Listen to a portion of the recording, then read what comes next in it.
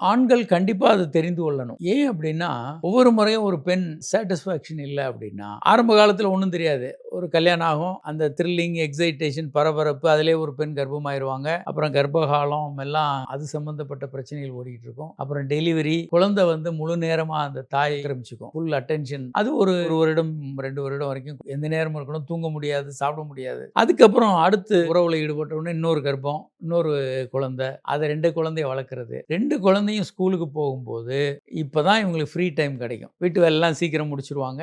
அப்பதான் உடல் உறவு சரியா இல்ல, அப்படின்ற ஒரு ஃபீலிங்கே அவங்களுக்கு வர ஆரம்பிச்சுரும். அப்போ அவங்க கணவர்ட்ட வந்து செக்ஸ் வேண்டாம், இப்பதானே பண்ணோம். ஏன்னா, ஒரு நல்ல தூக்கத்தையும் கெடுத்துக்கிட்டு செக்ஸ் ஆரம்பிச்சுருவாரு கணவர். அவருக்கு 2 நிமிஷத்துல விந்து வந்துரும். இவங்களுக்கு வந்து உச்சகட்டம் வந்திருக்காது. தூக்கமும் வராது. செக்ஸ் சரியா இல்ல. ஏன்னா, சாப்பிட ஒரு வாய் வைக்கிறோம். அப்படி சாப்பாட்டு தட்ட எடுத்துட்டு போயிடுறாங்க. பசியோட இருக்கிறோம். அந்த மாதிரியான ஒரு சூழல் இருக்கும். மறுநாள் கணவர் அப்ரோச் பண்ணும்போது, வேண்டாம், இப்பதானே பண்ணோம். எனக்கு இதில விருப்பம் இல்லன்னு சொல்லிட்டு இருப்பாங்க. ஏன்னா, அவங்களுக்கு நான் திருப்தி அடையல. அதனால எனக்கு இது சரியா இல்லன்னு சொல்றதுல சிரமம் இருக்கு. அப்போ கணவன், மனைவி 2 பேருக்குமே உச்சகட்டம் பற்றிய விஷயங்கள் சரியாக தெரிந்திருக்கணும். கல்யாணம் ஆன 2 பேருக்கும் தெரியாம வேற யாருக்கு தெரியும் அது? கண்டிப்பா அவங்க 2 பேரும் கற்றுக்கொள்ளணும். 2 பேரும் ஒருத்தருக்கு ஒருத்தர் உச்சகட்டமும் குடுக்க தெரிஞ்சிருக்கணும். 2 பேரும் உச்சகட்டம் அடையணும். இதெல்லாம் சேரும்போது செக்ஸ் வந்து ஒரு அற்புதமான விஷயமா இருக்கும். என்ஜாய் பண்ண முடியும் வாழ்நாள் ஃபுல்லா.